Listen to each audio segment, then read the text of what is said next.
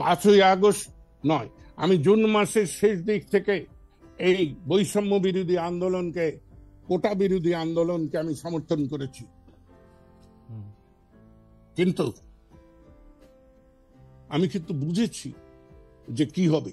আমি আশান্বিত হয়েছিলাম যখন ডক্টর ইউনূসের নাম ভেসে এসেছে, কারণ আমি ডক্টর ইউনূসকে পছন্দ করি, এ কথা কিন্তু কেউ বলবে না। ডক্টর ইউনূস স্বয়ং জানেন আমি তাকে পছন্দ করি না, কিন্তু আমার মনে হয়েছিল যে বাংলাদেশের সাধারণ জনপরিষদ, জনগোষ্ঠী, যারা কোনো স্বার্থের কাছে নতি স্বীকার করে না, তারা এক বাক্যে ডক্টর ইউনূসকে মেনে নিয়েছিল।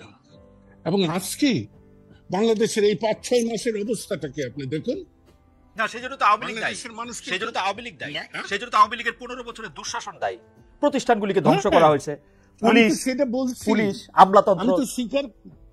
হ্যাঁ, কিন্তু নেতৃত্ব যিনি আসছেন, ডক্টর ইউনূস তো নেতৃত্ব দিতে পারছেন না। শেখ হাসিনা কি নেতৃত্ব দিতে পেরেছেন জনাব সিদ্দিকী? আপনি কি আমাদের একটু বলবেন?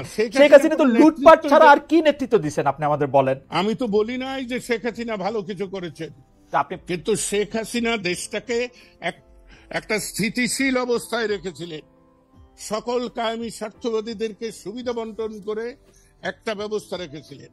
এইখানেই তো আমার প্রশ্ন, যে 5ই আগস্টকে যারা বলেন বিপ্লব, অভ্যুত্থান, আমি বলি না, এটা বিস্ফোরণ।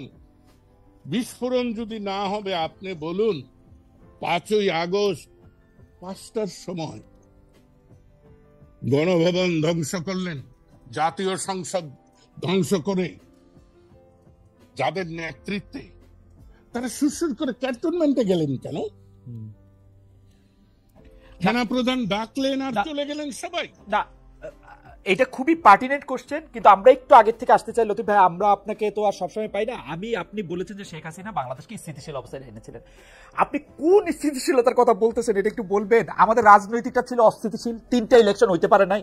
অর্থনীতির মধ্যে আমরা দেখছি 5-6জন বিশিষ্ট লোককে টাকা পাচারের, লুটপাটের, দুর্বৃত্তপনার সুযোগ দেওয়ার জন্য যা কিছু সরকারি মেশিনারি করা দরকার তার চেয়ে বেশি করা হয়েছে। আপনি যদি সামাজিক স্থিতিশীলতার কথা বলেন, এই শ্রেণী উচ্চ বড়লোক আরো অনেক বেশি বড়লোক হয়েছে, গরিব আরো অনেক বেশি বড়লোক হয়েছে। কোন দিকটা দেশ স্থিতিশীল ছিল? আপনি তো বলছেন, আমি যদি বলি দুইটা সামরিক শাসন, এটার দুটি সামরিক শাসন যদি না আসতো, একটা গণতান্ত্রিক পরিবেশ যদি বিরাজ করত, 75-এ যদি জাতি রাষ্ট্রের পিতা বঙ্গবন্ধু শেখ মুজিবুর রহমানকে হত্যা করা না হতো, তাহলে আজকের অবস্থা সৃষ্টি হতো কিনা তাতে আমার সন্দেহ আছে।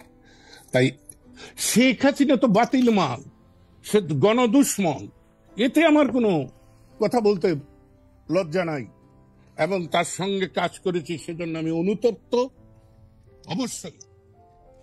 কিন্তু আমি ইতিহাস তো আর স্বীকার করবো না, আমি ইতিহাসকে বিকৃত করব না। অনেকেই তো আওয়ামী লীগ করেছেন। জি, হ্যাঁ, জি, আওয়ামী লীগের মতো দল। আচ্ছা, আমি একটা অন্য প্রশ্ন করি লতিফ ভাই। আওয়ামী লীগের মতো একটা দল যে এখন মুখ দেখাইতে পারতেছে না, আওয়ামী লীগ যারা সর্বশেষ করছে, আপনি বিশ্বাস করবেন না, আমি যারা বিদেশেও রয়েছে তাদের কাছে বারবার বলতেছে আপনারা এসে আপনাদের কথা বলেন, তারা এইখানেও মুখ দেখাইতে পারতেছে না যে এটা একটা ভালো জায়গা ছাড়া, দেশে তো দূরে থাক। এই অবস্থাটা কি আপনি ভাবছিলেন যে এরকম হইতে পারে? আপনি ওই যে আবার বলি, আপনার বাজেট বক্তৃতাটা রাইট না, বাজেট বক্তৃতা না, 16 সালে যখন আমি পদত্যাগ করি সেই বক্তৃতাটাতেও আমি এই কথা বলেছিলাম। আমি ওই প্যাট্রিয়ট কবিতা ওয়ার্ডসওয়ার্থে, সেই কবিতাটা আমি ভালো করে ধারণ করি জীবনে। তাই বিজয়ী বীর, দেশপ্রেমিক, ফুলের মালা নিয়ে আসে, যদি ব্যর্থ হয়, জনস্বার্থ বিরোধী কাজে লিপ্ত হয়, তাহলে জুতার মালা দিয়ে যেতে হয়। আমি কালকে শেখ হাসিনাকে সমর্থন করেছি বলেই আজকে করব এ কথা তো আমি বলছি না। কিন্তু আপনি যেটা বললেন যে মুখ দেখায় কি করে, আপনি এখনো জানেন না এই বাংলাদেশে আওয়ামী লীগের এমন সমর্থক আছে তারা এখনো শেখ হাসিনাকে নিয়ে স্বপ্ন দেখে। যারা আমাকে ভয় দেখায় যে আপনি যে শেখ হাসিনার বিরুদ্ধে বলেন ভবিষ্যৎ কি হবো, আমি যে 87 বছরের একজন বৃদ্ধের ভবিষ্যৎ আর কত। Absolutely, absolutely.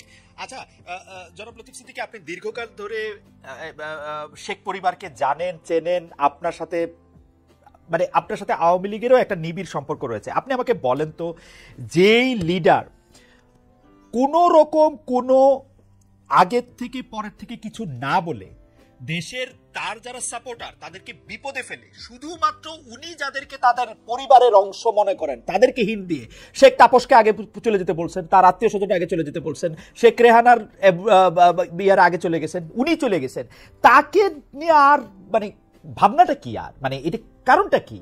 আমার তো মনে হয় আওয়ামী লীগের থেকে দাবি তোলা উচিত শেখ হাসিনার শাস্তির ব্যাপারে। আপনি এটাতে কিভাবে দেখেন? মানে এটা কিরকম, এটা একটা উল্টা কথা হইতেছে না যে আপনি তাকে নিয়ে স্বপ্ন দেখতেছে আওয়ামী লীগের লোকজন? তিনি তো সব জানতেন। আপনার মনে আছে কালো কাপড় কালো শাড়ি পরে তিনি বোধহয় জুলাই মাসের 20 না 21 তারিখে একটা বক্তৃতা করলেন। হ্যাঁ, আমি সেদিনই ধরে নিয়েছি। আর আরো একটা কথা বলি,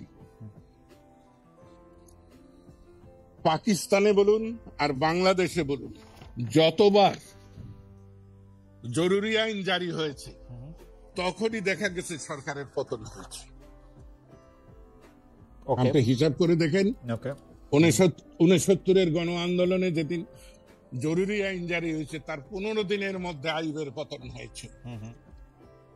জিয়া নিহত হয়ে সম্মানের সঙ্গে গেছেন। এরশাদ জরুরি আইনের 21 দিন পরে তিনি ক্ষমতাচ্যুত হয়েছেন। খালেদা জিয়া জরুরি আইন ঘোষণার কয়দিন পরে গেছেন আমার খেয়াল নাই। তো উনি 20 জুলাই জরুরি আইন জারি করেছেন, 5ই আগস্ট চলে গিয়েছে।